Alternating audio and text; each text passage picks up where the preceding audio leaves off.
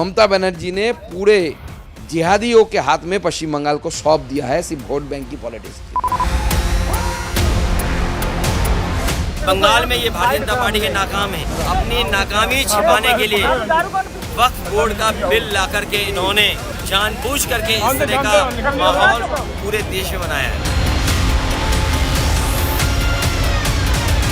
ये जो एहतजाजी मुजाहरे हो रहे हैं, उग्र प्रदर्शन हो रहे हैं, इससे सिवाय नुकसान के अलावा कोई फायदा नहीं।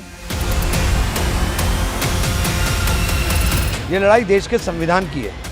संविधान के जिस तरह से रौंदा गया वक्फ कानून ला करके, ये पार्टली संविधान को रौंदना चाहते हैं।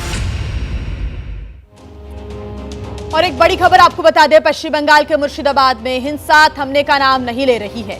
पुलिस के वरिष्ठ अधिकारियों ने हिंसा प्रभावित क्षेत्रों का दौरा किया है और उन्होंने स्थानीय पुलिस अधिकारियों के साथ बैठक भी की है।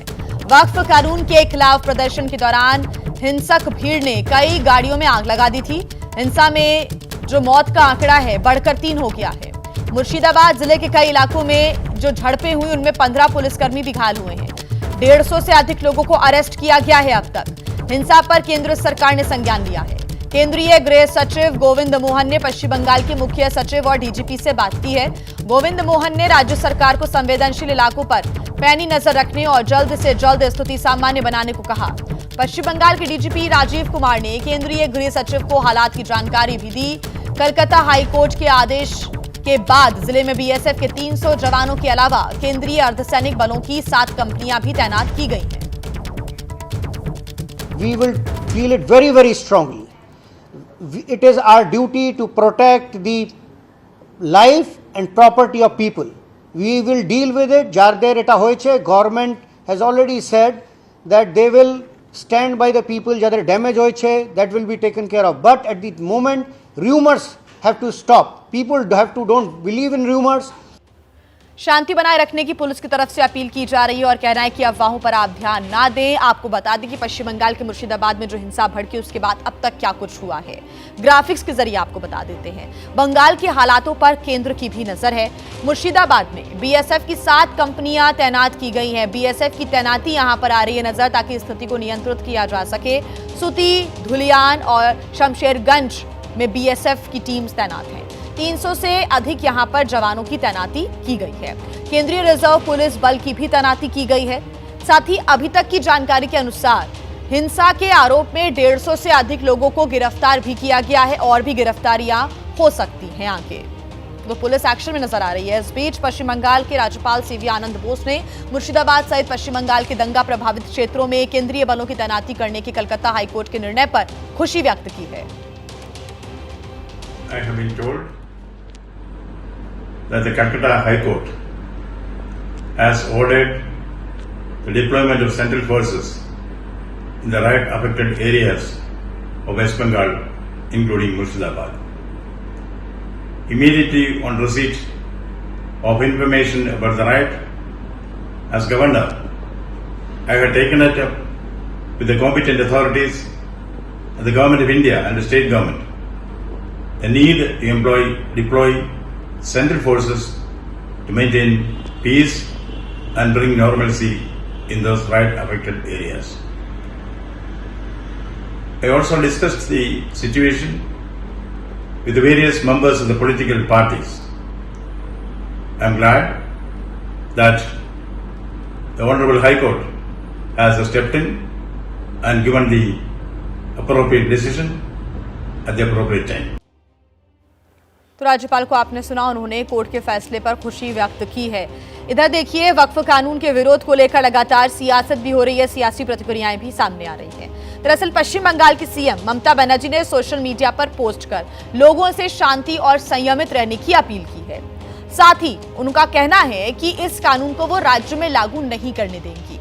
साथ ही उन्होंने ये भी कहा कि ये जो कानून है केंद्र सरकार ने बनाया है, लिहाजा केंद्र सरकार से जवाब मांगा जाना चाहिए। दंगा भड़काने वाले समाज को नुकसान पहुंचा रहे हैं और राजनीतिक लाभ के लिए धर्म का दुरुपयोग करने की पूरी साजिश रची जा रही है। पश्चिम बंगाल में लगातार वक्फ कानून के विरोध में प्रदर्शन भी हो रहे हैं, दूसरी तरफ सियासत भी अपने चरम पर है।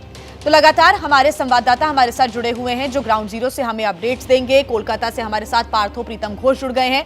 पार्थो, सबसे पहले बताएं कि अभी स्थितियां कैसी हैं? बीएसएफ की कंपनियां तैनात कर दी गई हैं, बंगाल को संभालने के लिए बीएसएफ की मदद ली जा रही है और लगातार जो हिंसा का दौर है थमने का नाम नहीं ले रहा है। क्या अपडेट अभी ताजा?